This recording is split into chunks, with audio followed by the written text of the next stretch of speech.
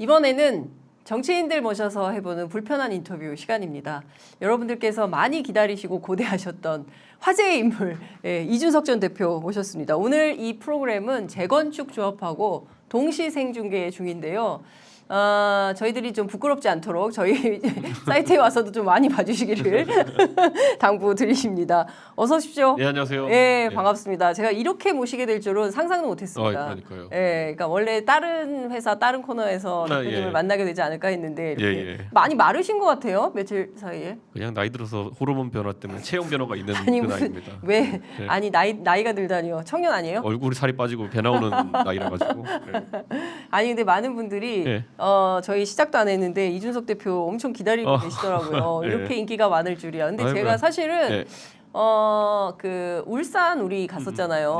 그랬을 때 거기서 제가 정말 인기를 실감했었거든요. 기차역에서 그때 김기현 대표 땅 찾으러 왔었죠. 주로 땅을 찾으러 다니시는. 그러니까 땅 보러 다녔죠. 땅 보러 다니는. 그래서 그때 저희가 산 꼭대기 같이 올라가기도 하고 막 했었는데 제가 그때 좀 놀랐어요.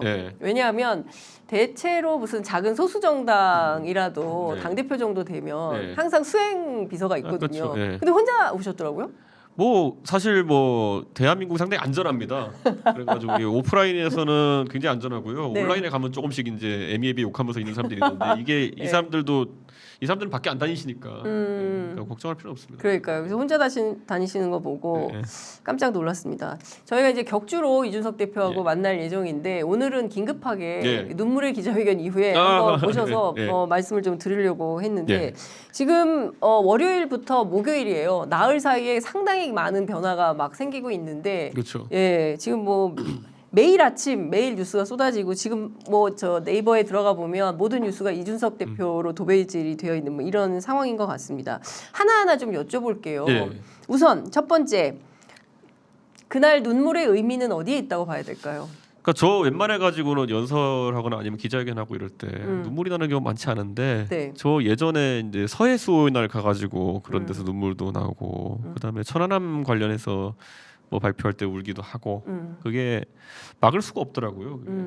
왜냐면은 사실 천안함 문제만 하더라도 이제 함장님도 그렇고 다들 이제 생존 장병들도 그렇고 보수 정권에 들어서 가지고 오히려 급격하게 처우가 개선된다든지 이런 건 별로 없었다.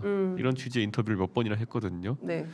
이번에도 사실 행사에서 국군의 행사에서 그 최원일 함장에게 큰 실수를 하게 된 것이 어뢰에 좌초됐다는 식으로 이제 묘사해가지고 이게 뭐냐 이게 사실 좌초라는 거는 지금까지 좌초설은 솔직히 음모론을 펼친 쪽에서 얘기하는 건데 그거를 왜 이번 정권에서도 그렇게 썼느냐는 취지로 이의제기가 들어간 적도 있고 저는 그런 것 같아요. 그 지금 최상병 같은 경우에도 순직이지만은 어쨌든 이 상황에서 우리가 보도로 알고 있는 것들을 종합해 보자면은 뭐 구명조끼보다는 오히려 해병대가 드러나게 빨간색 셔츠 입고 작업해라 그렇게 했다는 것들 이런 것들 같은 걸 봤을 때 분명히 어딘가는 짚고 넘어가야 되고 그런 명령을 내린 사람들은 책임을 져야 될 부분이 있는 거거든요.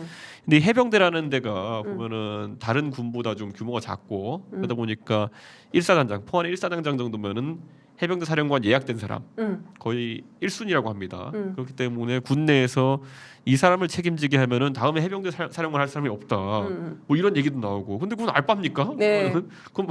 그럼 이런 책임이 있는 사람이 다시 위에 가서 사령관을 하게 된다면은 어떤 교훈을 우리가 얻을 수 있을까요? 그러니까 저는 이런 것들이 그리고 아니 그렇게 안 하는 건 둘째치고 그럼 박정훈 대령은 왜 저렇게 나쁜 사람 만드는 겁니까? 제가 가장 놀랐던 거는 처음에 박정훈 대령 관련해가지고 얘기 나올 때 네이버에 제가 검색하려고 박정훈을 검색하려고 했더니만은 박정훈 딱 치니까 자동 완성어가 고향이었어요. 고양이? 고향. 아 이게 굉장히 본질적인 문제인데, 그러니까 이 등식이 성립하는 거예요. 뭔가 박정훈 대령이 뭐 반정부 활동도 아니죠. 그냥 예를 들어 그 수사하는 데 있어가지고 정부 여당과 생각이 다르다고 해가지고 사람들이 가서 고향부터 검색한다는 거. 그거는 아마 그 검색어를 칠 때는 전라도 어느 도시인지를 찾기 위해서 검색했겠죠. 근데 밝혀진 것은 그분은 경북 포항 출신의 경북대학교를 졸업해가지고 그 해병대 들어가가지고 고대 가가지고 위탁 교육까지 받은 아주 네. 엘리트 TK 출신 맞아요. 군인이었거든요. 예. 그러니까 어찌 보면은 선골 중에 선골이에요. 보수층에서 이분의 정치성은 잘 모르지만은 예. 보수층이 생각했을 때는 선골 중에 선골이에요. 아니 실제로 네. 그 제가 그날 그 네. 박정훈 대령 그 장인 빈소에 가서 네. 들은 얘기에 따르면 네. 그 국민의힘 시의원인가 그렇대요. 가족분 중에 그러니까 예. 국민의힘 당원도 많고 그러니까 모치는 새마을금고 네, 이사가 이렇게 네, 하셨다고는 네, 보니까 그 정도면 동네에서도 상당히 봉사도 많이 하시고 네. 이런 분이고 포항의 지역 유지 집안의 경북대학교를 나온 엘리트 군 장교라고 한다면은 네. 이 사람에 대한 처우가 사실 보수층의 상당 부분에 뭐 영향을 끼칠 수 있겠다 하는 생각이 들었는데 저는 이해가 안 갑니다. 진짜 그 자신들의 무오류성을 입증하기 위해 가지고 네. 한 사람의 엘리트 군인의 인생을 절단내겠다는 생각을 했다는 것 자체가 이해가 안 갑니다. 저는.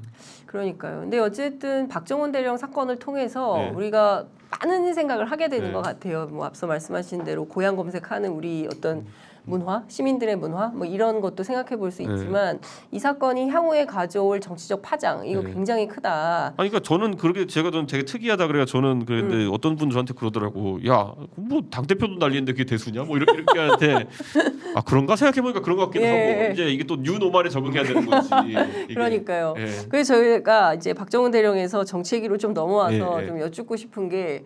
오늘 아침에도 그렇고 그 계속 나오는 얘기가 이준석하고 유승민 대표하고 뭐 신당 창당할 가능성이 높다. 뭐 이런 보도가 나오고 또 박지원 전 원장 같은 경우에는 뭐 30석까지 얘기를 하고 있고 실제로 그렇습니까? 지난번에 제가 취재했을 때는 아니라고 했었는데 창당이요? 예. 지금 창당을 준비하고 있거나 이런 건 전혀 없고요. 네. 사실 창당이라는 거는 한다고 했을 때 어떤 형식으로 하느냐, 어떤 지지 기반으로 하느냐, 어떤 사람들과 함께 하느냐 다 다르거든요. 그렇죠. 그렇기 때문에 제 입장에서 할 수도 있다까지는 뭐든지 할 수 있다고 계속 얘기하지만 뭐 특정한 형태의 창당을 기획하거나 준비하고 있거나 이런 건 없고요.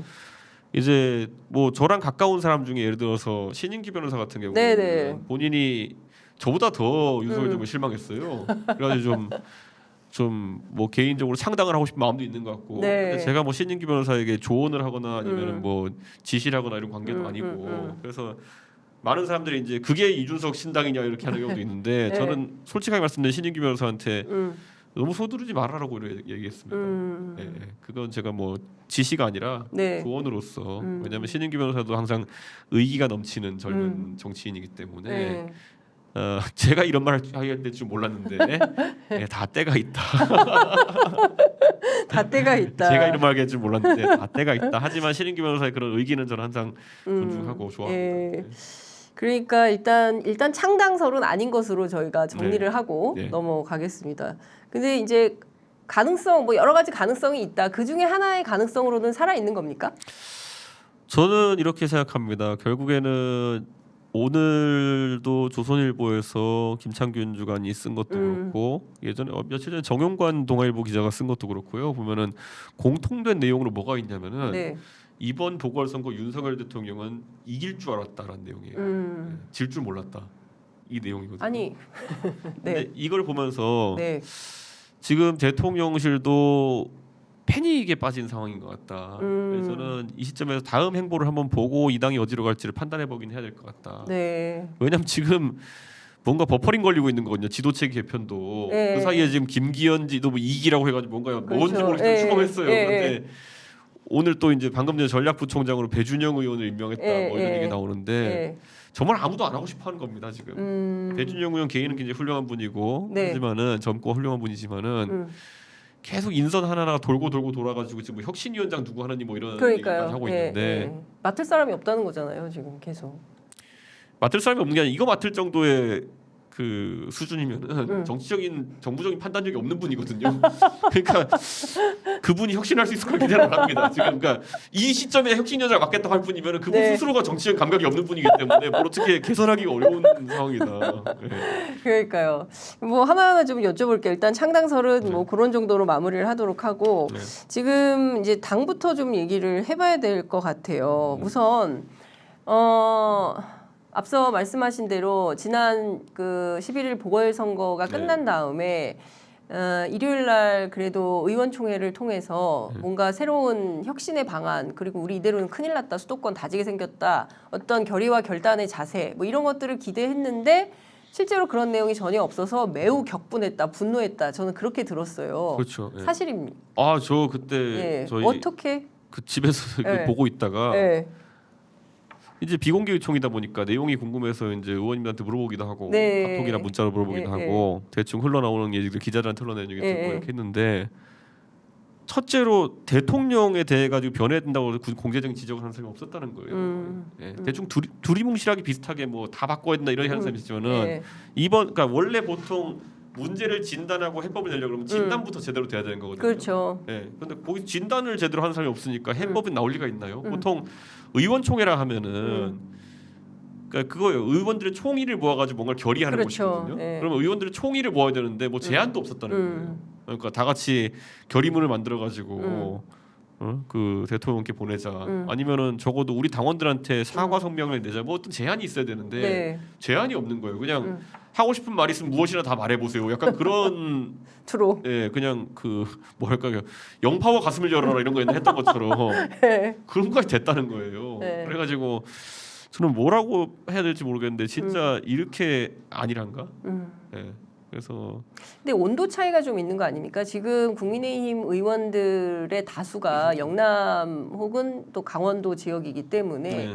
사실 수도권 숫자가 미미해서 그 소수의 의원들이 이거 지금 큰일 났다라고 얘기를 하지도 않았겠지만 네. 별로 파장을 일으키지 못한 것은 전체 구성원이 너무 영남에 쏠림 현상이 있기 때문에 그런 것은 아닌지. 영남인 것도 한 가지 문제가 있고요. 네. 그 문제는 뭐에 기인하냐면은 네. 국민의힘이 사실 지금까지 패배의 연속을 걸어왔거든요. 서울시장 보궐선거 전까지는. 그렇죠. 그런데 지금 21대 국회의원 초선들은 되게 특이한 경험을 한 게 뭐냐면요. 네. 이분들은 이번 보궐선거 전까지 다 이겼어요.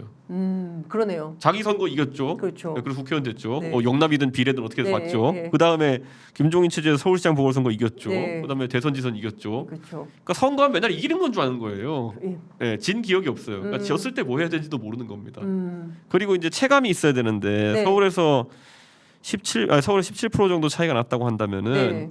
이거 그대로 이제 선관위에서 연령별 투표율이랑 이런 거 성별 투표율을 가져오잖아요. 네. 나중에 좀 있으면 발표할 겁니다 아마. 그러면 이걸 바탕으로 해가지고 바로 전국의 거의 웬만한 지역구의 승패를 예측할 수 있습니다. 그렇죠. 네, 이거 데이터를 엑셀 시트에 넣어서 계산하면은. 근데 계산하기 전에도 그냥 대충 감으로 보면요, 부산도 그 서부산은 다 날아간다는 얘기고요. 서부산. 네, 네. 그 서부산이 부산 진구를 기준으로 해서 왼쪽이거든요. 네. 여기 다 날아간다는 얘기고 네. 대구도 한두 개 날아간다는 얘기고요. 대구? 네, 대구도. 와.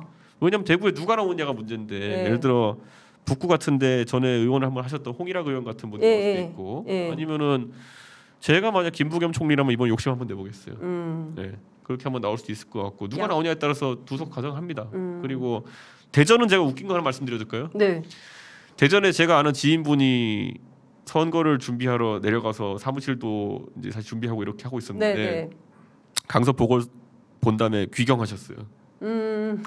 그러니까 거기서 돌아다니는 게 의미가 없다. 의미가 없다라니까 네. 귀경길에 오셨어요. 귀경길로 오셨어요. 예, 예. 예. 원래 추석을 기점 뭔가 해보시려고 뭔가 해보려고 했다가 도로 짐 싸서 다시 왜냐면 와버린 거기다가 너무 빨리 움직여가지고 거기에 예. 결부되게 되면은 다른 곳에 나갈 수도 없으니까 빨리 빠지자 그래가지고. 그러면은 부산, 대구, 대전 수도권은 강원도도 영동 말고 영서는 다 날아간다고 보시면 됩니다. 영서. 예, 영동이라고 하면 이제 강릉, 속초, 고양, 속초, 고성, 아니 양양. 그럼 당장 자기들 선거에도 영향이 있을 수 있는 건데 왜 이렇게 자기들도 죽었는데 모르고 있는 거예요. 모를까요? 진짜 모르는 거예요. 왜냐하면 이게 서울 선거랑 강원도, 영남은 달라 이런 생각 하고 있는 것 같은데 네. 그 비율 맞게 움직입니다. 예를 들어 젊은 사람 많이 사는 구미나 포항 같은 데도 조금씩 움직임이 바뀔 것이고 이게 확실히 느낌이 와야 되는데 지금 오늘 보면 또 그 방금 전에 경북 경산에는 또 최경환 부총리가 출마 선언했더라고요. 네, 원래 준비하고 계셨죠. 영주의 우병우 수석 무조건 나옵니다. 그렇죠. 네, 그러면은 지금 경북판도 흔들릴 거거든요. 경북판도. 그러니까 이거 뭐 어떻게 하려는지. 거기다가 지금 민주당 감당이 안 되는 파도가 오고 있는 거예요. 민주당은 연동형 비례제를 밀어붙일 기세예요. 네. 그럼 비례도 안 나와요. 그러면 지금 제가 며칠 전에 나가가지고 지금 국민의힘이 뭔가 착각하는 것 같은데 100석 언더다. 지금 상황에서 말씀하셨어요. 나가면 100석 언더면 무슨 일이 벌어질지 제가 그래서 그것까지 떠먹여서 가르쳐 줘야 돼요. 이게 그러니까 지금 100석 언더면 사실은 이 탄핵 저지선이 가장 명징하게 느껴지는 네. 탄핵 저지선이고 네. 두 번째로는 거부권 무력화입니다. 그렇죠. 거부권이라는 게 원래 제의 요구권이거든요. 그렇죠. 그러니까 뭐 어떤 법을 과반으로 통과시켰을 때 대통령이 다시 한번 숙고해 주십시오 하고 보내가지고 국회가 3분의 2의 의결로 통과시키면은 그냥 그 거부권을 그렇죠. 쓰지 않고 그냥 통과되는 건데 200석입니다. 200석이 되면 거부권이 무력화된다. 네. 그럼 거부권 무력화 의미 뭐냐면요. 민주당이 원하는 특검 다 할 수 있습니다.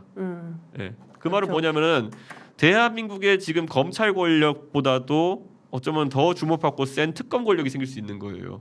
그것이 사실상 민주당 산하에 있는. 예. 이렇게 되면은 사정정국도 이제 거꾸로 되게 되는 거예요. 오히려 역공을 당하는 국면이 되는데 네. 그래서 지금 계속 이 대표께서 좀 더 이상 미몽에서 깨어나라 이대로 있으면 안 된다라고. 그래서 제가 딱 그래서 바로 네. 갔던 게 대구잖아요. 그러니까요. 어제 대구 가가지고 대구 가서 그냥 난사했죠. 네, 어르신들 이렇게 하시면 큰일 납니다. 네. 지금 제가 그 전에 한 달쯤 전에 치맥 축제 갔을 때 네네네. 제가 거기가 수도권 위기론을 대구의 언론인들이나 누구한테 얘기하면은 야 니는 어떻게 니 산다고 이렇게 수도권 위기론 퍼뜨리고 이렇게 다니냐 그러더니 아니 내가 살고 말고 문제가 아니라 진짜 네. 위기라니까요. 네. 이렇게 했는데 네. 진짜 안 믿었어요. 오히려 타박했어요. 그런데 어제 가가지고 제가 이야기하고 오늘 네. 영남일보 사설이 분위기가 바뀌었어요. 이준석 말 들어야 된다라고. 아 영남일보가요. 대구가 이제 영남일보와 매일신문이 대구 매일신문이 이제 사실 메이저죠. 메이저인데 네. 부산은 국제하고 네. 이제 부산일보고 대구도 이제 바뀌어야 된다. 제가 그런 역설적인 표현을 썼어요 어제. 수도권 선거 승리를 위해 가지고 대구가 바뀌어야 된다. 그러니까 제가 그걸 좀 여쭤보고 싶었어요. 수도권 위기론을 설파하는데 가장 먼저 내려간 데가 눈물의 회견 후에 제일 먼저 간 데가 대구였어요. 그리고 대구에서부터 변화를 만들어 주셔야 된다. 그러니까 왜 대구에 가서 수도권 위기론을 얘기하시고 대구부터 변해야 된다고 얘기한 이유가 뭔지. 이게 저도 이제 보면은 옛날에 제가 이런 얘기 해드릴게요. 네. 2011년에 제가 이제 비대위원장 2012년에 이제 선거였는데 제가 그때 뭐 댓글 부대 이런 건 아니고 한나라 그 당시 새누리당에 디지털 정당위원회라는 데가 있어요. 거기가 이제 디지털 온라인 조직 이렇게 하는 데인데 디지털 정당위원회가 뭔지 한번 가가지고 이제 봤는데 뭐 부위원장님이 몇 계셨어요. 그래서 부위원장님을 또 만나뵈러 갔는데. 그때 트위터가 유행하던 시기였거든요. 디지털위원회 막 명단 보고 가가지고 이제 만나뵈러 갔는데 대구에 꽃집 파는 아저씨였어요. 네, 근데 이 꽃집이 이제 일이 있을 때는 일하시고 아닐 때는 그렇죠. 또 시간이 있으니까 그 꽃집에 주어 모니터 놓고 그냥 트위터하고 계시더라고요. 그러니까 이 온라인에서 되게 세게 여론 표명하시는 분들 중에 대구 분들 되게 많은 거예요. 네.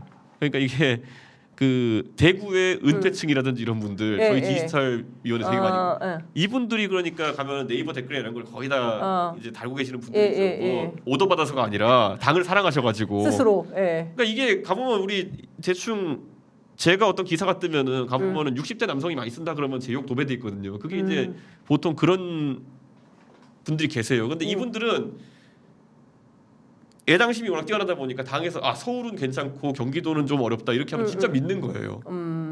그랬더니만은 이준석이 나와가지고 서울 위기론이야 그러면 욕부터 바꾸고 시작하는 거죠. 그러니까 제가 가서 얘기했던 건 뭐냐면 제발 대구가 좀 캄다운 해라. 캄다운 해라. 이게 막무가내로 달려들어가지고 지금 이준석이 때려잡는다 될 게 아니다 지금. 그런 거거든요.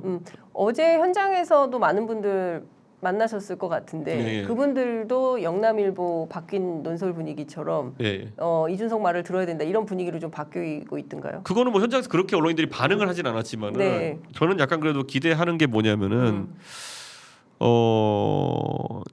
제가 지난번에 전당대회 나갔을 때 대구 가가지고 탄핵의 강을 넘어서야 된다라고 하고 당신들이 캄다운 해야지 탄핵에 선봉했었던 어떤 검사는 우리 당에 입당할 수 있을 것이다라는 얘기를 했거든요. 연설 내용이 그거였어요. 그러니까 맞는 말이죠. 유승민이 배신자면은 윤석열 대통령은 더하죠. 구속을 시켰으니까. 그렇죠. 근데 그 논리에서 어떻게 우리가 윤석열을 영입할 수 있겠느냐. 그러니까 제발 좀 조용히 하고 있자라고 했고 실제로 그게 됐죠. 오히려 너무 윤석열이라는 사람 좋아해서 문제지. 그러니까 이제 그런 게 하나하나 이제 포석을 둬야 되는데. 지금 시점에는 이제 뭐라 해야 될까요? 그런 역할 하는 사람이 없어요 당에. 예. 그렇죠. 가장 먼저 해야 될 게 뭐냐면 부정선거론이 나오면 잠재워야 되거든요. 이분들이 어디 지금 논리로는 뭘 할 수 없는 상황이잖아요. 완패니까. 근데 이분들이 붙들 수 있는 자락 하나가 있다면 부정선거거든요. 이만희 총장이 부정선거 얘기했다 그러던데 그날 의총장에서. 그러니까 그거 얘기가 들리는데 저는 이만희 의원이 부정선거 이야기를 했다는 것보다 부정선거 하시는 분들이 이만희 의원을 되게 좋아해요. 뭐 저는 어떤 개연성인지 모르겠지만 네. 예전에 한번 긍정적으로 부정선거 하시는 분들 표현한 적이 있나 봐요. 네, 그래가지고 그분들은 왠지 모르게 이만희 의원 되게 좋아하시더라고요. 아니 근데 다 떠나서 네. 어쨌든 이제 국민의힘 여당이고 네. 대통령을 탄생시킨 네. 정당이고 네. 그렇기 때문에 사실 공정과 상식이라는 키워드로 대통령이 당선됐고 사실은 그럴 거라고 국민들이 기대를 했는데 지난 1년 반 동안 보여준 내용을 보자면 그거하고는 상당히 다양하게 모든 방면에서 다 멀어지고 있다. 이제 그거에 대한 경각심이 생기는 거고 이제 그런 차원에서 뭔가 새로운 보수의 어떤 태동 이런 게 필요하다고 판단해서 이준석 대표가 저는 사방팔방으로 뛰어다니고 있다 이렇게 생각을 좀 하고 있는데 굉장히 근본적인 얘기를 일단 하신 것 같아요. TK 의원들한테 네. 이 밥만 먹는 고양이라고 비유를 네. 하셨는데 그리고 대구가 변해야 된다. 그리고 실제로 이 기본적으로 국민의힘이 가지고 있는 어떤 묵은 때라는 표현이 맞을지 모르겠습니다만 이제 뭐 어떤 이익과 이권에만 좀 매달리고 이런 것들에서 벗어나서 제대로 된 보수 정당을 해야 된다 이런 판단인 건지. 저는 이렇게 생각해요. 그 조수진, 김재원 이런 분들 아직도 방송 나가면은 네. 이준석 때 너무 힘들었다. 이준석 대표 할 때 자기들 말도 똑바로 못하게 하고 계속 뭐 말하면 타박하고 이래가 힘들었다 그러는데 제 경험이 뭐냐면요. 최고위에서 이상한 소리 나오면 진압하는 거였어요. 예. 그때 잘 기억해 보시면 뭐냐면은 김재원 최고위원 제 왼쪽에 앉았었는데 이런 네. 말도 한 적이 있어요. 그 이재명 대표를 보고 안동 사람들은 이재명 대표 고향이 안동이죠. 뭐 어쩌다 하더라. 이재명 대표는 안동 출신이야 예안 출신이라 가지고 근본이 없다. 뭐 이런 맞아요. 식으로 그런 거 했다고요? 했었어요. 안동이 예안군이랑 합쳐져가지고 안동시가 된 거거든요. 그러니까 그 안에서도 그런 수준의 표현을 하면서 자기가 뭐가 잘못됐는지 모르는 거예요. 그러니까 이게 이런 거죠. 제가 한가 웃긴 거 얘기 드리면요. 네. 그 제가 가끔가다 방송 나가가지고 제가 전라도 공략을 합니다 이렇게 얘기하면요. 네. 저한테 문자 되게 많이 와요. 뭐라고요? 그 저를 걱정해 주시는 대구 분들이 아니 방송 나가서 전라도란 말 쓰면 어떡하냐고. 아니 전라도가 왜 전라도가 문제인 거예요? TK 가면 전라도가 욕입니다. 네, 그래서 TK에서는 호남이 일반적인 명칭으로 그냥 통용될 수 있고 전라도라고 하면 애초에 욕입니다. 너 전라도지가 욕이거든요. 근데 이제 그러다 보니까 그 정도의 온도차가 있는 거예요. 그러니까 이게 참 걱정이다. 그러니까 이게 저는 이제 되게 중요하게 극복해야 되는 지점인 게 뭐냐면은 국민의힘에서 나오는 사람들의 입에서 보면요, 영남 의원 중에서 보면 전라도란 단어를 지금 한 번도 쓴 적이 없습니다. 그러고 보니까 이준석 대표가 유일한 것 같네요. 전라도라는 말을 잘 안 쓰는 것 같아요. 저 순천도 살아봤으니까 전라도 사람은 전라도라는 거 아무 문제가 없어요. 내가 전라도 사람인데 전라도 무슨 문제냐 이런 건데 다른 지역은 근데 영남 사람들은 전라도라는 표현을 절대 안 써요. 왜냐면 그게 애초에 공개적인 자리에서 말할 수 없는 비하적 표현인 걸 자기들 알고 있기 때문에. 아니 갑자기 궁금한데 전라도에서는 경상도라고 쓰면 그 욕인지 궁금해지네. 아니겠죠. 근데 아닐 것 같은데. 저는 그래서 이거를 짚어주고 싶은 게 뭐냐면 그 정도로 전라도를 몰라요. 그러니까 지금도 보면요. 강서 보궐선거 진 다음에 분석준회가 거기 전라도 사람이 많다 이거잖아요. 네.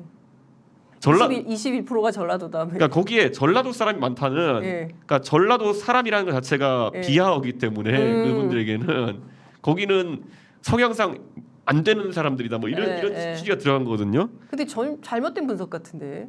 근데 따지고 보면은 서울에 그러면 그 정도 전라도 비율 없는 곳 없어요. 없어요. 그러면 뭐 어떻게 하자는 건지 그러면은 그러니까 저는 이게 되게 아쉬운 게 뭐냐면은 우리가 한 1년 반, 2년 동안 김종인, 이준석 체제에서 축적해왔던 그런 많은 자산들 그 안에는 드러나지 않지만 그런 거 하나도 있는 겁니다. 그러니까 전라도라는 단어를 쓴다든지 이런 거 다 녹아 있는 거예요. 어느 누구도 느끼지 못했겠지만은 저희는 다 정치적으로 그걸 기획해서 하는 겁니다. 그런데 그런 거를 다 잃어버렸어요 지금. 그러니까 이준석 대표가 30대 젊은 당 대표가 와서 정말 그 따릉이 타고 출근하면서 좀 바꾸려고 했던 보수 정당의 기틀이 완전히 다 무너졌다. 이렇게 생각하시는 거죠 지금? 그러니까 이게 이런 게 있는 거예요. 그러니까 제 입장에서도 보면은 그래 뭐 다시 하려면 다시 할 수 있어. 나는 다시 할 수 있어. 뭐 아니 나 따라서 누가 할 수도 있어. 그런데 첫 번째 했을 때만큼 사람들이 그 진실되게 받아줄까? 지금 가가지고 예를 들어 이준석 또는 이준석과 비슷한 한 사람이 가가지고 다시 예를 들어 서진 정책을 한다 해서 가서 정책을 이야기하고 있을 때 약간 양치기 소년같이 우리가 돼버리는 건 아닐까? 그럼 혹시 우리에게 이 서진 정책이라는 게 다시 기회가 안 생기는 거 아닐까? 다시는 안 올 수도 있다. 진정성을 그러니까 의심받는. 날이 가면 날이 갈수록 망가질 것 같다. 우리가 용수철이 탄성 한계를 벗어나면 다시 회복이 안 되는 것처럼 뭐 한 몇 달 정도 잠깐 이상한 사람들이 하는 건 괜찮지만 이게 1년 2년 고착화되면은 다시 또 이렇게 되는 거 아닌가라는 굉장히 아쉬움이 있고 그래서 제가 그때 잼버리 때 저랑 천하람이랑 그다음에 이정현 대표님만 거기에서 강하게 반대했어요. 우리가 아니 이정현 대표님은 너무 당황하셔가지고 탈당까지 언급하셨어요. 만약에 전북도 책임이라고 할 전북도 책임 계속 밀어붙이면 탈당까지 하겠다. 그리고 저 같은 경우에도 이거 당장 중지해야 된다. 하람이도 전남에서 뛰고 있는데 그렇죠. 전남은 더 어려운데 전북에 대해서도 이렇게 할 정도면 이거 뭐 어떻게 해야 되는 거냐. 근데 이게 굉장히 무책임한 행동입니다. 근데 지금 그 정말 한두 군데 손봐가지고는 될 일이 아닌 이런 상황이 돼버린 건데 지금 보면 모든 구도의 핵심은 오늘 아침에 이제 윤상현 의원도 비슷한 맥락을 했는데 이준석 공천을 줄 거냐 말 거냐 이런 거 하나 하고 그리고 꼭 줘야 된다 안 그러면 우리 표 다 뺏긴다 막 이런 식의 발언을 한다거나 아니면 또 김민수 대변인 같은 당 대변인은 이준석을 빨리 내보내든지 만약에 징계를 하면 3-4%는 오히려 우리가 그 지지율을 올릴 수 있을 것 같다 뭐 이런 발언을 한다거나 이런 등등에 대해서는 좀 어떻게 생각하세요? 그러니까 지금 뭐 모든 게 다 지금 선거 중심으로 돌아가는 상황이긴 하지만 지금 이제 국민의힘에서 내재해 있는 문제 중에 하나가 뭐냐면요. 수도권 성적이 안 나오는 이유 중에 하나는 수도권 당협위원장 중에 예전에 우리가 자유한국당과 바른정당으로 분당 사태가 났을 때 그때 그냥 서울에 있는 현역 의원 다 바른정당 갔고요. 그때 나경원 의원 하나 빼고 거의 다 갔을 거예요. 그리고 당협위원장 중에서도 솔직히 좀 능력 있고 스펙 좋은 사람 다 바른정당 갔었어요. 그 다음에 이제 복귀하면서 그 사람들이 당협위원장 안 됐죠. 그러면은 바른정당 계열 당협위원장과 현역 의원들 빠져나간 자리를 누가 그때 메웠었느냐? 그때 자유한국당에서 채용분들이 있어요. 근데 그분 중에 뭐 능력 있는 분도 있고 하지만은 그때 들어오신 분 중에 안 빠져나가는 분들이 꽤 있습니다. 아직까지 정리가 안 된 케이스가. 근데 분당 갑이 지금 이제 안철수 의원 있는 곳이고 분당 을이 김민수 대변인 있는 곳인데 분당 을이 분당 갑보다 원래 10%더 나오는 곳입니다. 우리 표가. 원래. 근데 두 번 다 떨어졌어요. 그러니까 본인의 경쟁력이라는 살펴라. 이번에 분당 을에서 성남 수정인가 중원인가로 옮긴다는 얘기가 있던데 왜 그러냐 도대체. 지금 숨죽이고 있어야 될 때다. 저는 이렇게 봅니다. 근데 사실 그렇게 이준석 대표를 공격하는 것이 본인의 공천에 좀 도움이 된다고 판단하기 때문에 그런 건 아닐까요? 이게 어떤 충성이다. 예컨대 이제 안철수 대표가 그렇게 이준석 대표를 공격하는 것처럼 뭐 그런 비슷한 맥락으로 이해해야 될까요? 저는 그냥 방송하다가 우발적으로 나왔다 봐요. 방송하다가 더 큰 문제는 그러니까 저는 방송에 지금 우리 이제 장성철 소장 같은 사람도 참친구수라고 빼내고 그다음에 이제 좀 과거 저와 인연이 있다든지 아니면 또 젊은 그런 패널들이 다 사라지고 뭐 이동건 체제 영향인지 모르겠습니다만은 사라지고 요즘은 보면은 새로 이제 패널 하는 분들이 가서 많이 하거든요. 그런데 객관적으로 이분들이 능력치가 좀 떨어진 경우 많아요. 그래가지고 저는 뭐 우발적인 실수라고 믿고 싶지만은 말을 했으면 수습해야죠. 본인이 그러면 그냥 일반 당원도 아니고 당 대변인이면은 많은 사람들은 저게 당에서 무슨 회의체를 거쳐서 나온 공식적인 입장이겠거니 할 거거든요. 어떻게든 주워 담아야죠, 저거. 네. 아니 저기 차라리 제명을 해서 빨리 지지율을 올려라라고 아까 페이스북에 올리신 것 같은데. 아니 얼마나 멋진 얘기입니까? 이준석을 쫓아내면 3-4% 오른다. 3-4%면요 대한민국 5천만 국민이기 때문에 150만 명의 신규 지지자가 유입되는 거예요. 김민수 대변인이 오늘부터 밖에 나가가지고요 선거 때까지 계속 악수하고 다녀도요 1,500명의 지지자 만들기 힘들거든요. 그런데 한 방에 150만 명의 지지자를 만들 수 있으면은 해야죠. 당연히 이준석 잘라야죠.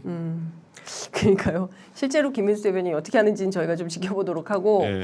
그 앞서 제가 말씀드린 그 윤상현 의원의 지적은 어떻게 받아들이세요? 그러니까 이분이 좀 정치적 감이 있어가지고 이렇게 되면은 큰일 난다. 유승민, 이준석 신당 나와서 그러면 우리한테 정말 큰 문제가 생길 수 있다라고 판단을 해서 빨리 공천 줘라. 근데 이게 공천 무슨 주는 게 뭐 대단한 은전을 베푸는 것 같은 느낌은 좀 듭니다. 그러니까 제가 당협위원장 하던 곳이고 제가 지금까지 역대 보수 후보 중에 최다 득표한 곳이고 거기 유일하게 한번 당선했던 홍정우 의원은 3파전으로 당선된 거고 뭐 거기서 그럼 제가 공천 심사를 하든지 아니면 경선에서 떨어질 일은 없거든요. 제 생각에는 제대로 하면은 그러니까 뭐를 생각하는 건지 모르겠어요. 저는. 제가 바른미래당 나가가지고 27% 받으면서 바른미래당 후보 중에 제일 많이 받았던 곳이고 뭘 더 제가 설명해야 될지 모르겠거든요. 그러니까 저는 이런 거예요. 그러니까 사람을 그리고 집단 린치해놓고 지금 선거를 앞두고 1년 넘게 저는 지역 활동도 못하게 묶어놓고 거기다 하다못해 동네 주민들은 저보면 그렇게 얘기해요. 당신 요즘에 현수막도 안 걸어? 그죠? 아니 저 현수막 못 걸게 했는데. 더 웃긴 건 뭔 줄 아세요? 제가 그 지역 관리할 때는 제 거 안다는 걸 다른 거의 문제가 아니라 적어도 제 느낌상으로는 간표 요인된 현수막은 안 걸었거든요. 지금 저희 집 앞에 아파트 앞에 가면 온통 무슨 뭐 이재명 씹어대는 얘기에 다 해가지고 그냥 실시간 간표 요인을 다 만들어놨어요. 그러니까 이재명을 씹는다는 게 왜 간표 요인이냐면은 이미 끝난 판인데 그거는 사정정국 끝난 판인데 지금도 보면은 뭐 구속을 피했다고 처벌을 면할 수 없습니다. 이런 거 계속 달아놓고 있거든요.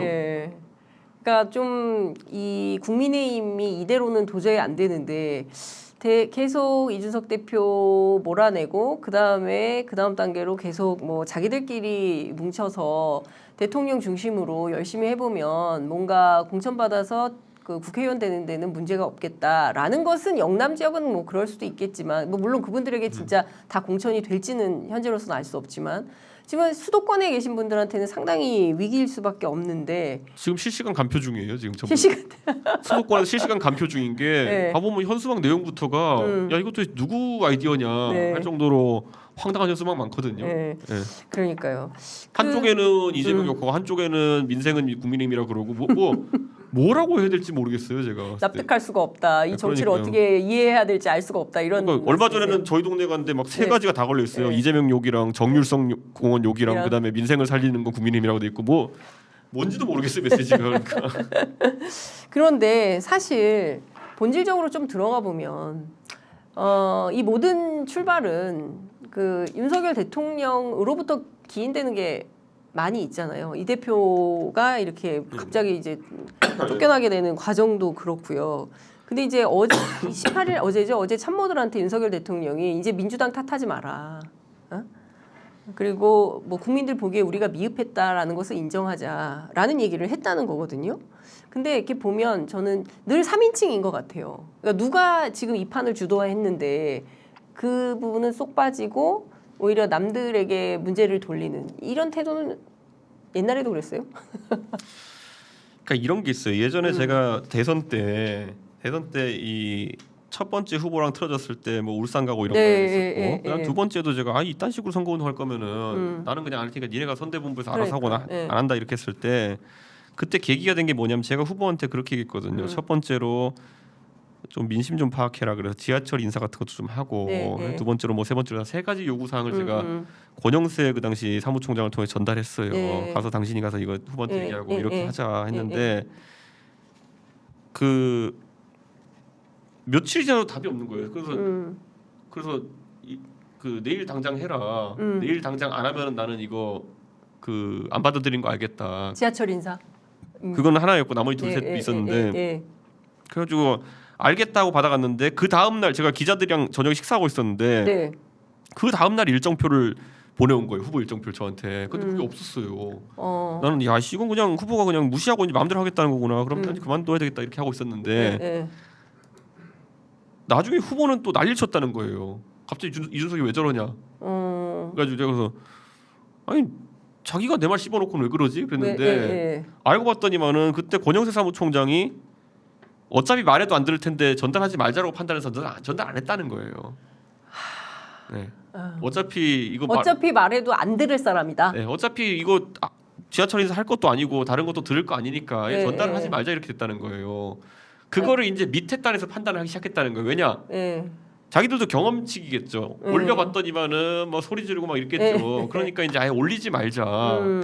그렇게 되는 순간부터 저 사람과 저 팀이 동작하는 방식이 저렇구나 깨닫고는 저는 아무 말 안 했어요. 그다음부터는 내 그냥 하고 싶은 거 하고 59초 찍고 다니고 이렇게 저희 방식을 전환한 거거든요. 지금도 똑같을 거라 봅니다.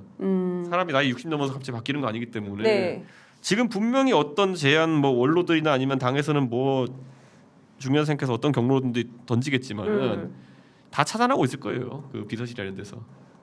알아서 권영세 당시 사무총장이 했던 방식대로 알아서 올리지 않고 일종의 대통령의 심기경호만 하고 있는 이런 형국이라고 볼 수 있겠네요. 아니 그렇죠. 어차피 안 들을 건데 괜히 말해서 욕이나 먹고 소리 지르는 거 듣고 이럴 필요 없잖아요. 인지상정이죠. 그러니까 결국에는 소통이라는 거는 대통령께서 주변에다가 적극적 소통을 주문했다고 하는데 다 본인의 대응에서부터 그 문화가 번져 나가는 겁니다. 그러니까요. 저는 지금 중요한 것은 대통령이 스스로 나서서 문제의 본질을 세종시 관가에 있는 제 이제 뭐 수배 정도 되는 나이대 그 공무원들이 저한테 해준 얘기가 뭐냐면은 참 이상합니다 대표님. 그래 왜요? 그랬더니만은 요즘 세종시에서는 대통령실에서 어떤 요청이 들어오면은 적어도 한 달은 묵혀놔야 된다는 얘기가 나오고 있습니다. 그런 거예요. 그게 무슨 얘기예요? 그래서 아니 무슨 소리냐 대통령실에서 뭐 요구하면 빨리빨리 반응해야 되겠는데 왜냐하면은 보통 뭐가 내려온 다음에 한 1, 2주쯤 있다가 전혀 반대 방향이 뭐가 똑같이 내려온다는 거예요. 아이고야. 이제 그러니까 흔히 비교하는 엑셀이랑 브레이크를 같이 밟는 그런 류의 것이 있다는 거죠. 그러니까 이게 근데 나중에 가지고 그러면은 아니 1번 근데 제가 그래서 그랬어요. 아니 처음 온 거 하다가 방향이 바뀌면 그대로 하면 되는 거 아니냐 그러는데 처음 온 거대로 해가지고 보고를 올리고 두 번째로 바뀌어서 내려오면은 첫 번째에 대해서 문책을 한다는 거예요. 어머나. 왜 이런 누가 이렇게 했냐? 그렇게 했냐? 자기들 시켜놓고. 그러니까 그걸 듣는 순간 어떻게? 야 이거는 심각한데. 그러니까 뭐냐면은 제가 그래서 물었어요. 아니 그러면 혹시라도 당신들이 봤을 때 이게 오더가 나오는 주체가 둘이라는 얘기냐 그랬더니 그것도 아니래요. 전달반 통로는 하나라는 거예요. 그러니까 지금 저는 의대 정원 문제 같은 것도 지금 보십시오. 먼저 질렀죠. 3년까지 할 수 있다, 뭐 3천명까지 할 수 있다 이랬잖아요. 딱 그 다음에 이제 어제쯤 나오는 대통령이 발표한다고 그랬다가 또 그것도 취소하고 어제 발표 나오면서 또 아니라는 거예요. 그러니까 이게 반복되고 있는 겁니다. 그러면 공무원 입장은 어떻게 된다? 적응해야죠. 한 달 첫 번째 들어오면은 무시하고 있다가 재촉이 들어오면 그때쯤 일을 시작해야 되는 거예요. 참 여러 가지로 다양하게 걱정인 이런 상황인 것 같습니다. 근데 대표님 보시기에 일단 1단계로 일단 국민의힘은 도저히 뭐 어떻게 살릴 방법이 없는 단계라고 보십니까? 저는 그러니까 저는 시간 날 때마다 한번 고민을 해봐요. 내가 만약에 지금 국민의힘에 어쨌든 리딩하는 위치에 있다고 한다면은 무엇을 해야 될까? 무엇을 해서 이 분위기를 반전시킬 수 있는 방법이 있을까 고민하는데 시간이 하루하루 지날수록 선택지가 좁아져요. 좁아져요. 정무적으로 뭘 할 수 있을까? 정책적으로 뭘 할 수 있을까? 다 열고 해놔도 그래서 제가 얘기한 게 100일이거든요. 100일. 100일 이하로 내려가면은 총선까지 아무것도 할 수 있는 게 없을 것이다. 왜냐면 전 박근혜 대통령한테 선거를 배워서 그런지 몰라도 경로가 딱 있거든요. 근데 그거 수행하려면 최소 100일. 그것도 적어요. 지금부터 해도 못 해요. 웬만하면은. 그럼 박근혜니 갈 수 있었던 거지. 근데 지금 갈수록 시간을 허비되고 있습니다. 아니, 대통령께서 강서 보궐선거 질 줄 몰랐다가 지고 나서 충격 받으셨대잖아요. 그게 말이 됩니까? 아니 어떻게 그러니까 김태우 정도를 내보내도 이길 수 있다고 판단을 한다는 거는 너무 오만한 거 아닌가요? 지금쯤이면 그러면 그런 진언을 했던 이길 수 있다는 판단을 전했던 사람 정도는 지금 경질을 하든지 경질돼서 지금 십자가에 박혀 있어야 되는 거거든요. 근데 누가 책임지는지도 안 보이잖아요. 아무도 책임지는 사람이 없잖아요. 대통령실에서 제가 그래서 강서 보궐선거 결과 예측하면서 아마 제가 전해 들은 바로는 11일 다음 날 패배 책임을 물어가지고 대통령 비서실장 경질할 것 같다. 아주 정확한 정보였거든요. 근데 또 제가 방송에 말했더니만 또 아니라고 청개구리 본능인지 또 아니라고 이제 하더라고요. 제가 말을 안 해야 될 것 같아요. 이제 이런 거에 대해서 뭔가 되게 당연히 해야 되는 것들을 안 하기 시작했어요. 근데 지금 보면 당도 그렇고요, 대통령실도 그렇고요, 대통령도 그렇고 장성철 소장 같은 사람 안 변한다. 근데 저도 좀 취재해 보면 검찰 쪽에서 검찰 DNA가 있기 때문에 어찌됐든 유죄를 입증해야 되는 식으로 훈련돼 있다는 거예요. 그래서 끝까지 이 분위기를 이어가지 여기에서 내가 잘못했다는 것을 깨닫고 성찰적 태도로 바뀌어서 국정 운영의 태도를 바꾸고 이러기 굉장히 어렵다. 제가 아마 역사상 윤석열 대통령 또는 윤석열 검사의 의지를 꺾은 아마 처음이자 마지막 사람으로 기록될 겁니다. 역사에 그 대선 기간 동안의 그 일을 기억해 보면은. 뭐 길길이 뭐 이렇게 매일 저도 이제 그 당사에 어떤 상황이냐 이렇게 물어보면은 또 이준석이 욕하면서 길길이 뛰고 계십니다 이렇게 막 이런 게 정보가 들어와요. 네, 그러면은 뭐 그래 그러시라고 해라 그러고 전 그냥 무시했거든요. 그렇게 무시하고 그러면 알아서 하다 지지율 떨어지면 이제 오셔가지고 그때 뭐 이준석한테 90도 인사하는 사진도 있고 많아요 보면. 그러니까 제가 이거를 뭐 자랑조로 얘기하는 것도 아니고요. 그 정도로 목숨 걸고 싸우면은 그 정도 반응이 있어요. 저라고 당 대표인데 무슨 뭐 차기 대선 대통령이 될지도 모르는 사람한테 제가 뭐 아쉬운 소리 하고 싶겠어요. 근데 이겨야 되니까 어쩔 수 없는 거죠. 저 사람 고집 안 꺾으면은 우리가 같이 망하는데. 근데 거기서 또 문제는 뭐냐면요. 그렇게 하면 꺾을 수는 있을 것 같아요. 근데 꺾고 났더니만 나중에 해코지 한다까지 입증한 거잖아요. 그러니까요. 이준석이 목숨 걸고 싸워가지고 한번 꺾어봤더니만은 의지를. 그랬더니 나중에 꽁 해가지고 이제 해코지 한다까지 입증된 거잖아요. 거죠. 그것까지 보면 아무도 안 하죠 이제. 그러니까. 예를 들어 지금 김기현 대표 입장에서 자기도 지금 이 상황에 총선 지면은 뭐 정계 은퇴인데 총선까지 갈지는 또 별개의 문제지만은 자기는 지금 원래 그 게임 이론에 따르면 무조건 지금 가서 머리 풀어헤 치고 지금 도끼 들고 상소 가야 되는 거거든요. 근데 그거 한들 그거에서 만약 대통령이 입장 변화가 있어가지고 선거를 이긴들 이기고 난 다음에 또 이제 해코지 하려 달려들 거 아닙니까? 그러면 나에게 굴욕감을 줬어 이런 거 해가지고 그러니까 완전 꽉 막힌 거예요 이제는. 길이. 그러니까 윤상현 의원 같은 사람도요. 윤상현 의원 굉장히 배포가 센 사람입니다. 예전에 박근혜 대통령 시절에 저분이 누나 동생 이런 소리 듣고 했지만은 윤상현 의원은요. 자기가 밀어붙이겠다는 게 있으면요 끝까지 자기 목숨 걸고 그거 관철시키는 사람입니다. 그런데 저 사람도 안 움직이잖아요. 지금 말은 많이 하시지만은 왜 그러냐? 단순히 뜻을 바꾸지 않는다의 문제가 아니에요. 나한테 모욕감을 준 사람 해코지한다를 그냥 정립시켰어요. 그 이론으로.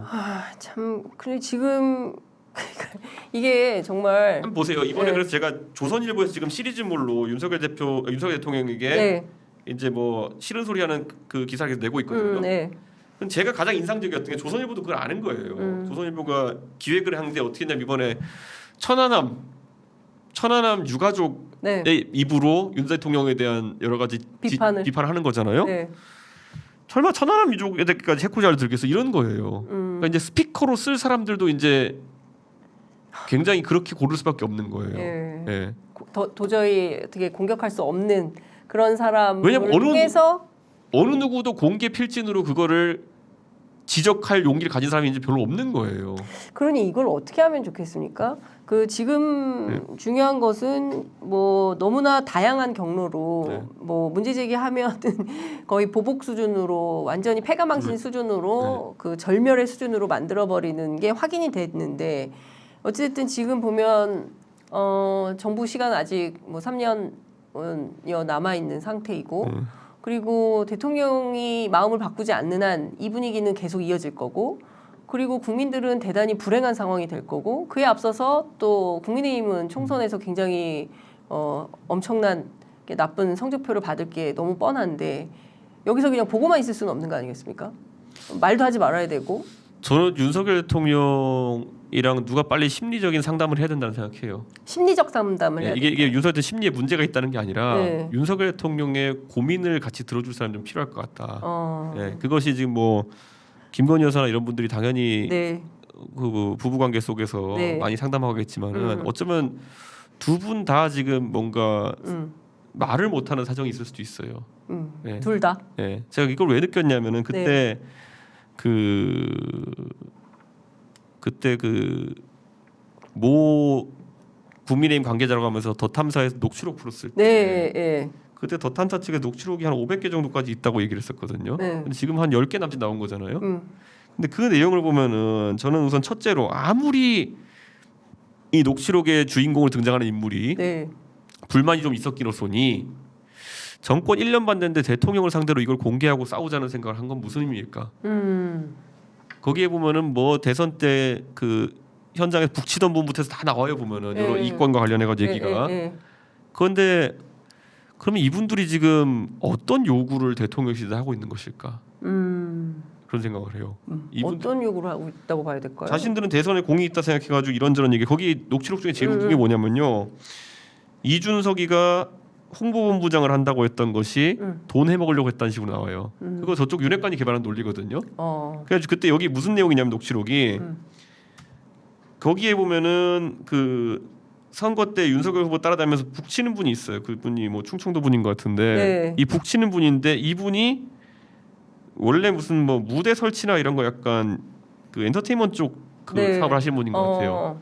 그래서 취임식 때 이분이 무대를 만들어야 된다나 뭐 이런 걸 했는 것 같은데 그걸 못 하게 되는 이유가 이준석이가 홍보본부장으로 돈을 다 해먹기 때문에 안 된다라는 라는 주장. 라고 그걸 주장했거든요. 근데 이게 사실관계 맞지 않는 게 대통령 취임식은 당에서 준비하는 것이 아니라 취임식 준비위원회가 하는 거잖아요. 그리고 홍보본부장에서 돈을 떼먹었다 보기엔 이준석이 발주한 게 없어요. 단 하나도. 전부 다 우리 사무처에서 다 견적내가지고 낸 거거든요. 그러니까 이런 걸 얘기한다는 것부터 봤을 때 뭐냐면은 뒤에서 뭔가 약속해놓은 게 많은데 그걸 전부 다 말도 안 되는 뭐 이준석이 막아선다 이런 걸 막아놨을 거예요. 근데 그게 사실이 아닌 걸 알고 터져 나오는 거거든요 지금. 자 최근에 보면 어젠가요 오늘인가요 갑자기 강신업 변호사가 이제 또 맹공을 하기 시작했어요. 강신업 변호사가 서초울 출마를 할 것처럼 보이는데 이분이 국민의힘 후보로 출마할 것인지 아니면 다른 생각인지 모르겠지만 저는 서초울에 다른 당이나 다른 무소속으로 나갈 이유는 없다 보거든요. 강신업 변호사 같은 분이. 그리고 이분이 똑똑한 분이란 말이에요. 그럼 이분이 이렇게 자신 있게 나오는 이유는 뭘까? 혹시라도 이분도 뭔가 약속 받아놓은 대통령에게 뭔가 빚을 지운 게 있지 않을까라는 생각하게 되는 거고 저는 이런 거는 어느 누구와도 상담하거나 털어놓을 수 없는 고민이거든요. 왜냐? 살면서 검찰총장이나 검사는 절대 겪을 일이 없는 거거든요. 세상에 검찰총장이나 검사를 대상으로 협박질하는 바보는 없거든요. 그러니까 이런 것들 저는 이제 굉장히 이런 것들도 문제가 될 수 있다. 그러니까 앞으로 이런 것들이 만약에 뭐 490개의 파일이 남아 있다고 한다면 이게 줄줄이 다 터져 나올 때 대통령이 감당할 수 있겠냐? 이게 상당히 큰 정치적 경제적 파장을 이번에 공개된 녹취록의 주인공은 사실 제가 알기로는 올해 초부터 그 대통령실에다가 이런 내용을 계속 가지고 딜을 하려고 했었던 이야기를 거예요? 했다는 것 같아요. 올해 초부터. 이런 거 깔 수도 있으니까 그렇게 협박을 했는지 모르겠지만 어떤 이런 것의 존재나 이런 것에 대해서 얘기를 했던 것 같아요. 어떤 의도인지 모르겠지만은 그런데 그게 이제 전혀 진척이 없으니까 이 사람도 화가 난 거겠죠.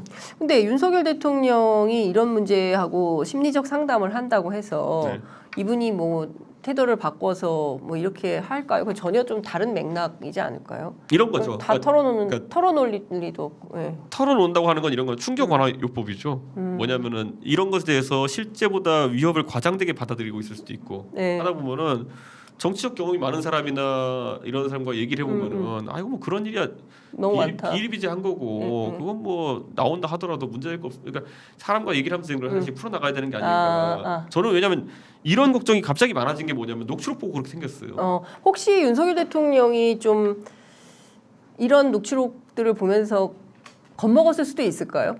그리고 이게 강서 보궐선거에서 가장 큰 문제는 뭐냐면요. 지금 만약에 내일이 선거라 치면은 지금 영남 60개 플러스 비례 20개에서 아마 강서 보궐선거대로라면은 한 영남도 한 10개 날아가 버릴 수도 있고 수도권은 뭐 당선 불가 상태라고 다들 생각할 테고 그럼 뭔가를 요구하는 분들이 있다고 한다면은 나눠줄 게 확 줄어든 거예요. 이게 심각한 겁니다. 지금 밥 달라는 사람이 100명 있는데 원래 내가 그래도 밥을 한 80그릇 갖고 있었다 치면은 네. 20명만 어떻게 정리하면 되는 상황인데 밥그릇이 갑자기 40개로 줄었다.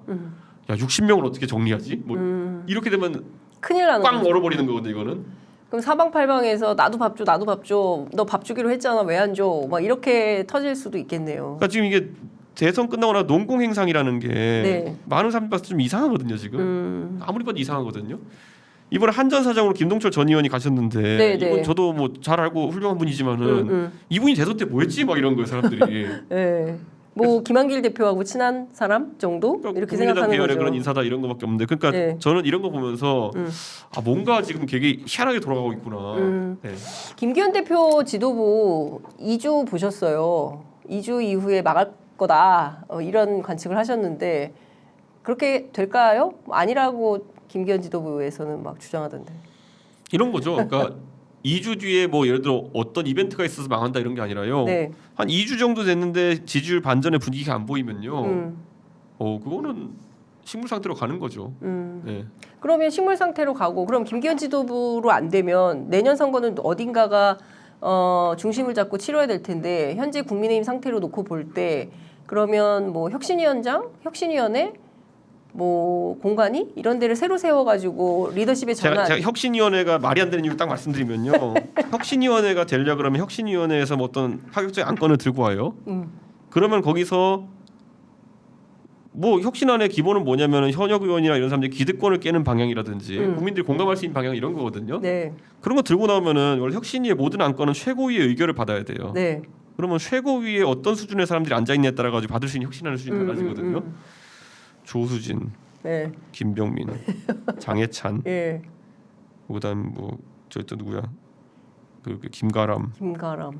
이 정도가 선출직인데. 네. 조수진 의원 지금 본인의 지금 지역구 사정이 간당간당하거든요 이런 거. 그러면 혁신안이라는 걸 받아들일 수 있을까요? 저는 아닐 거라 보거든요. 네. 네. 추인이 안 된다. 추인을 안 할 뿐만 아니라 안 시킨다. 굉장히 힘들 거예요. 네. 그러니까 제가 이분들 다 저 조수진 의원이나 김재원은 지금 정지 상태지만은 이분들 다 알잖아요. 어떤 회의 자리에서 어떤 식으로 얘기하는 분들인지. 예? 김재원, 조수진 같은 거 옛날에 그 공직 후보자 자격 시험도 반대했어요. 아 그래요? 네, 반대했어요. 이분 때문에 지금 준비가 늦어져가지고 지역구에 적용 못한 거예요. 그러니까 이렇다고 했을 때 저는 혁신안이 나와도 통과가 안 돼요, 그냥 명징하게. 네.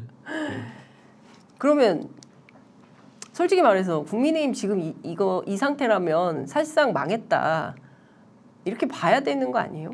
명운을 다 했다. 그러니까 제가 봤을 땐 지금 그러니까 뭐 한 5가지를 순차적으로 잘 하면은 풀릴 것 같은데요. 아 그래요? 그 5가지? 그러니까 1단계 그러니까 안 될 걸 얘기. 1단계가 당장 그 대통령한테 가서 제발 방향 전환해라고 말할 사람, 들어눕는 사람 필요하거든요. 예. 그리고 목숨 걸고 해야 되거든요. 해코지 당하든 말든지. 그럼 두 번째가 이제 결국 가가지고 그 당에서 결국 지도부를 바꿔야 된다는 얘기를 할 사람. 그래서 결국에는 그 다음에 비대위 출범이 돼야 되는 것이고. 그 다음에 국민들이 공감할 만한 외연 확장을 해야 되는 거거든요. 그 외연 확장의 이 아이템도 지금 없어요 지금. 세대별 확장도 어렵고 지금 지역별 확장도 어려워요. 해놓은 게 있어가지고. 그다음 마지막은 이제 공천관리위원장을 좋은 분 선임하는 건데 이게 계속 나뉘어요. 혁신위원장도 선임이 제대로 안 되는데 어떤 바보가 공천관리위원장 하려고 했습니다. 지금 보면은 지금 공천관리위원장 하면은 인재 영입도 안 될 텐데. 그러니까요. 아니 근데 사실 평범한 시민의 시각으로 봐도 지금 국민의힘 돌아가는 내용을 보면 솔직히 말하면 좀 어이가 없잖아요. 그러니까 상황 인식이라든가 문제에 대한 진단이라든가 그냥 평범한 상식을 가진 시민이라면 왜 저렇게 판단을 하지? 그리고 김기현 2기 지도부라는 게 아니 선거를 이렇게 17%나 차이로 져놓고 대표가 책임도 안 지고 물러나지도 않고 임명직 지도부만 바꾸고 이걸로 땡. 이게 맞나? 라는 사람들의 판단이 있는 건데 그대로 안 한단 말이에요. 그러니까 저 스스로는 이렇게 말씀드릴게요. 저도 예전에 대표하기 전에 뭐 최고위원 비대위만 한 4번 해봤거든요. 네네. 각 당에서. 그러니까 우리 당에서만 최고위 비대위원 한 2번 하고. 당 대표가 되면 생각보다 많은 게 보여요. 그러니까 당내 의원들이 스스로 와가지고 저한테 얘기하는 부분도 있고 정보로 취득하게 되는 부분도 있고 이렇게 하거든요. 그걸 다 지금 하나씩 구체적으로 얘기하기는 어렵지만은 그런 거 하나하나 단계가 다 박혀 있어요. 막혀 있다. 네. 그리고 왜 막혀 있는지 하나씩 설명할 수 있는데 네. 지금 하나만 설명해 줘. 아니 그러니까 뭐 특정한 예를 들어 네. 뭐 아까 말했던 것처럼 네. 혁신위를 했을 때 네. 왜 될 리가 없느냐. 네. 조수진, 김병민, 장해찬이 받을 리가 없다니까요. 네. 혁신이라는 사람이 그런 혁신이라는 게 기본이 그런 사람들을 억제하는 걸 텐데 네. 자기들 억제하는 걸 받을 리가 없잖아요. 그러니까 그렇죠.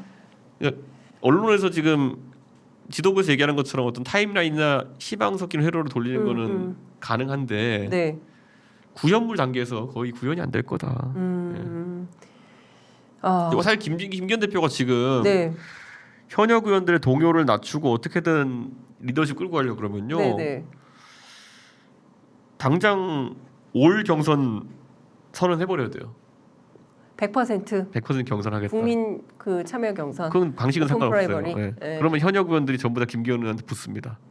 근데 그 얘기를 지난 일요일 의총장에서 몇 명 의원들이 얘기를 했다는 거예요. 그렇죠. 근데 그걸 뭐 끝까지 대답을 안 했다고 그러더라고요. 김기현 대표가. 김기현 대표가 아는 거죠. 그거 하는 순간 나는 네. 윤석열 대통령과 적이 되는 관계로 간다. 아는 거죠. 그러니까 그건 못 한다. 대통령하고 아니죠. 안 한다는 얘기도 안 했잖아요. 그렇긴 하네요. 아무 얘기도 안 했어요. 네. 답변을 안 했어요. 그게 이제 그 관건 승부입니다. 아, 김기현의 지금 이렇게 되는 겁니다. 만약에 용산도 그래서 조심스러운 게 용산에서 만약에 김기현 대표를 끌어내리겠다는 취지로 해가지고 전위대 이제 뭐 이용 이런 분들 앞세워가지고 말하기 시작하잖아요. 그렇죠. 그럼 김기현 대표는 바로 선택하는 게 뭐냐면 나머지 다수의 의원들을 포섭하기 위해 가지고 100% 경선대 하겠다 이렇게 할 겁니다. 근데 그거 안 받았어요. 그 상황이 발생하면은 사실 무슨 수를 써도 김기현 대표가 자기 발로 안 끌어내가면 끌어내릴 수는 없습니다. 그렇죠. 여기 현역위원회에서 윤리도 안 돼요. 그러니까 그 방법이 없어요. 그러니까 그렇게 되면은 그래서 용산도 이 칼을 못 빼드는 겁니다. 지금 김기현 대표 불러가지고 같이 사진 찍잖아요, 대통령이랑. 그러니까 두 번이나. 그러니까 그게 무슨 의미냐면은 여기 지금 김기현 대표도 정치적으로 경험이 많은 분이기 때문에 내가 여기 사는 길은 용산이 날 건드리려 하는 순간 경선 100% 선언한 다음에 모든 의원 집결해가지고 싸우는 수밖에 없다는 거 아는 거예요. 그게 이제 관건인 겁니다. 이 카드가 김기현 대표한테 지금 남아있는 유일한 카드다 이렇게 볼 수 있겠네요. 용산하고 마지막으로 승부를 할 수 있는. 근데 그렇게 되는 순간 이제 더 이상 여당이 아닌 거죠. 그때는 이제 야당이 되는 거죠. 아니 그럼 대통령 탈당하죠. 그럼 대통령이 탈당하면 대통령 신당을 만들까요? 그거는 모르겠으나 대통령 입장에서는 본인이 아무도 공천할 수 없는 상황에서 이 선거를 치르는 거는 의미가 없는 선거니까 본인이 차라리 거국 중립내가 가겠다고 하는데 해가지고 탈당할 수도 있고 그렇게 되는 건데 그러면 결별입니다. 솔직히 말하면 그렇게 100% 경선 선언해버리면은 그러면 그날부터 완전한 결별이다. 김무성 박근혜가 왜 틀어졌었나요 보면은 그렇죠. 100% 상향식 공천하겠다 이랬던 거잖아요. 저는 김기현 대표가 제가 따로 말을 하거나 이야기하지 않아도 이건 알고 있을 거라고 봅니다. 본인은 왜냐하면 본인 사는 방법을 누우면 고민할 테니까요. 그렇죠. 지금 모든 시나리오 고민했을 테니까요. 그리고 당연히 의총에서 그 질문이 나왔다는 거는 의원들의 관심사가 그러는 것도 아는 거죠. 아니, 이 얘기를 제일 많이 했다는 거예요. 100% 오픈 프라이머리를 하면 김기현 당신 우리가 재신임 해주겠다라고 얘기를 했다는 거예요. 당연하죠. 의원들이. 그러니까 그걸 우리가 보셔야 되는 게 그래서 지금 용산이 김기현 대표한테 전위대를 통해서 압박을 못하는 거지. 제 생각엔 그게 뇌관입니다. 뇌관이다. 김기현 대표가 만약에 지금 뭐 혁신위원장도 선임 제대로 못하고 뭐 이렇게 해가지고 언론 지탄 받게 되면요, 무조건 카드 꺼낼 수밖에 없습니다. 2주 후에 그러면 김기현 대표가 이 카드 꺼낸다. 거기도 이제 그것도 하나의 판단이 좀 나오죠. 대표로서 죽고 그러면 뭐 받아가지고 장관이나 총리라도 하느냐, 아니면은 싸울 것이냐. 그러니까 그거는 김기현 대표의 선택 여지에 따라 달려 있다 이렇게 봐야 될까요?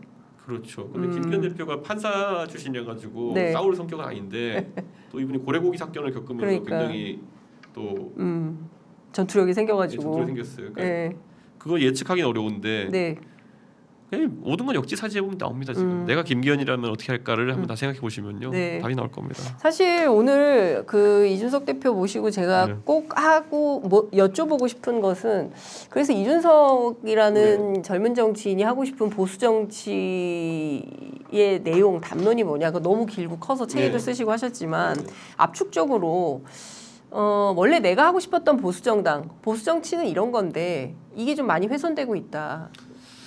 보수 정치의 가장 큰 문제라 그러면은 이게 예전에 독재 시절부터 이 전통이 있어서 그런지 되게 일방주의적이죠. 그러니까요. 네, 그러다 보니까 유승민 의원 같은 사람은 도대체 정확히 뭘 배신했는지 모르겠는데 배신자로 찍힌다든지 이런 식으로 해가지고 고생시키고 이런 경우 있거든요.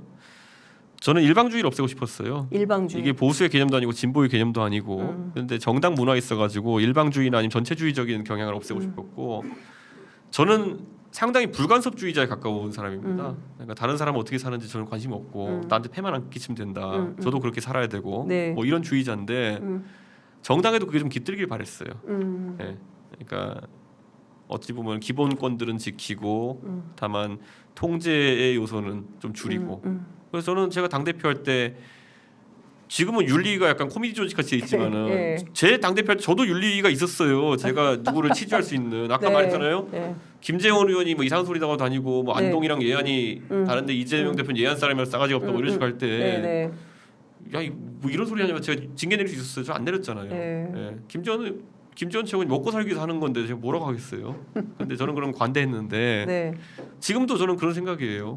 누가 뭐 저를 씹고 다니는 뭐 하든 관대하죠. 저는 말로는 지적할 수 있어도 좀 그런 어떤 자유주의적인 문화가 깃들길 바라고 있어요. 정치권에. 그리고 제가 그래서 토론 배틀 이런 것도 하자고 했던 네. 게 적어도 정치인들의 뭘까요? 논리성, 논리적 정합성 이런 것들은 좀 강화된다 보거든요. 네.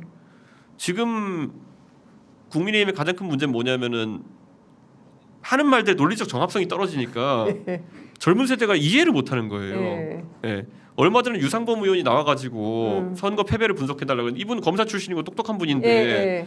나와서 분석하니까 이렇게 하고 있는 거예요. 원래 시작할 때부터 10% 지고 있었는데 가만히 놔두면 30%로 질 것 같아가지고 우리가 열심히 해서 17%짜리로 끝났다거든요. 그러니까 이게 무슨 말인지 해석할 수 있는 사람이면은 이것도 이게 해석되면 비정상이에요. 그러니까 말은 둘째치고. 그러니까 그러면 이 논리대로라면은 다음번 선거에서 지도부가 열심히 도우면 마이너스 7% 되는 거 아니에요? 시작할 때보다? 그러니까요. 이게 그러니까 저는 그래서 이런 부분을 상당히 보강해야 된다 생각해가지고 네. 젊은 세대도 과거의 경험이나 이념 때문에 지지한 정당이 아니라 보여주는 합리성 때문에 지지할 수 있는 정당을 만들고 싶어했어요. 그래서 토론 배틀 이런 거 한다 보면은 그럼 가장 저항이 센 게 뭐냐면은 그러면 말 잘하는 놈만 정치하라는 거냐. 근데 이렇게 저는 항상 얘기했어요. 말이라도 잘하는 놈이 정치하는 게 낫지. 지금은 그럼 말도 못하는 놈이 정치하는 게 맞냐. 그런데 이게 깨기 어려운 거는 지금 정치권에 말도 못하는 사람들이 대다수기 때문이에요. 네. 이 사람들은 말 잘하는 사람을 우대하겠다 하면은 다 자기 죽이겠다는 걸 받아들여요. 네. 그렇기 때문에 조직적인 저항이 많이 생기는 건데 저는 결국 국민들이 한번 확 갈아엎을 의지를 갖고 있어야 그 세상이 올 것이다 이렇게 봐요. 네. 그래서 저는 며칠 전에 박용진 의원이랑도 토론하고 이랬지만은 제가 민주당에 있는 인사들하고도 그렇고 뭐 진보 정당 인사들하고 자유롭게 교류하는 이유는 뭐냐면요. 전 적어도 그 안에서 말이 되는 소리 하는 사람들은 저랑 이념이나 아니면 지향하는 바가 다르다 하더라도 정말 친하게 지내고요. 네. 하다못해 진중권 교수 같은 사람들도요. 저랑 페이스북으로 보면은 가끔가다 막 엄청 설전도 벌여요. 네. 근데 그건 우리가 지향하는 바와 생각이 다른 거지. 토론의 룰이나 매너를 깨질 않는 거거든요. 예, 저랑 중앙일보를 사이에 놓고 서로 기고하면서 진중권 교수는 다툰 적도 있었어요. 그게 저는 우리가 지향해야 될 토론 문화고 정치 문화고 이런 거지. 그렇죠. 기분 나쁜 거 있다 나중에 해코지하고 윤리 갖고 달려들고 이런 순간부터 옛날에 대통령께서 유명한 말씀 남긴 게 있어요. 검사가 수사로 보복하면 그게 검사입니까? 깡패지 그랬거든요. 그럼 윤리로 보복하는 건 뭡니까? 저는 그런 건 새로운 영역인데 하여튼간 저는 그 누군가 저한테 야 그래도 그럼 그게 10년 내에 오겠냐 20년 내에 오겠냐 현실과 타협해라 이런 얘기 하거든요. 네. 글쎄요. 근데 그거 그렇게 현실과 타협하는 매력이 뭐가 있을까요? 아마 제가 그래서 감히 제가 노무현 대통령의 한 30년 전으로 돌아가 보자면은 김영삼 퀴즈로 정치를 시작했을 때 그거 버리고 3당 합당을 안 하겠다고 부산 사람이 선언했을 때는 어떤 고민이었을까라는 생각을 해요. 네. 이 길로 가면은 아마 그럼 노무현이 아니라 김무성 같이 됐을 수 있겠죠. 네. 근데 그 길이 보일 텐데 왜 그 길로 안 갔을까를 고민해 보면은 그럼 나중에 대통령이 되셨긴 하지만은 그때는 어차피 내 스타일대로 정치하는 거 아니면 안 할란다 이런 생각이 있었을 거예요. 맞아요. 저는 그래서 약간 그렇게 살아보려고요. 예, 내가 내 스타일대로 살아 정치하는 거지. 내가 여기 맞춰가지고 정치인이 직장인도 아니고 네. 회사의 분위기가 이렇게 되면 여기 맞춰라 이렇게 하면 그렇게 살고 싶지 않아요. 그러니까 뭐 사실 저는 그런 게 되게 궁금했어요. 그러니까 이준석 대표 눈에 비춰진 좀 뭐 일단 뭐 박근혜 퀴즈로 출발은 했지만 성장하는 과정 속에서 눈높이가 어떻게 변화하고 발전했는지도 뭐 궁금했었고 그걸 좀 여쭤보고 싶었는데 여하튼 뭐 정치 현안도 우리가 앞으로 얘기를 시간이 너무 많이 지나가지고 오늘은 마무리를 해야 될 것 같아요. 벌써 시간이 벌써 1시간 9분이 지났습니다. 그냥 뭐 약간 수다 떠는 분위기에 막 커피숍에서 얘기하는 것 같은 막 그런 식의 인터뷰가 돼버렸는데 뭐 다음 주에는 뭐 각세우고 인터뷰도 좀 해보고요. 오늘은 별로 좋겠네요. 불편하지 않고 굉장히 편안한 인터뷰가 됐던 것 같아요. 어차피 뭐 자주 만나 뵐 테니까요. 예, 어차피 자주 만나 뵐 거니까 다음 주 월요일 날 또 나오실 거니까요. 예, 그때 또 저희가 궁금하고 여쭤봐야 될 게 많다라는 생각이 좀 사실 오늘 절반도 못 물어봤어요. 예, 질문지 이렇게 많이 뽑았지만 절반도 못 물어봐서 오늘은 여기에서 좀 보내드리고 혹시 끝으로 하고 싶으신 말씀 있으면 한 말씀 하시고. 아니 뭐 당연히 우리 취재 편의점 구독자 여러분들께서도 우리 여의도 재건축조합 채널 가서 구독 많이 해주시면은 아니 이런 감사하겠습니다. 그리고 우리 재건축조합 구독자분들도 취재 편의점 많이 관심 가져주시고 구독해주시면은 서로 도움 되겠죠? 예. 네, 감사합니다. 네, 오늘 말씀 여기까지 듣도록 하고요. 저희 다음 주 월요일 날 다시 뵙겠습니다. 고맙습니다. 예, 감사합니다.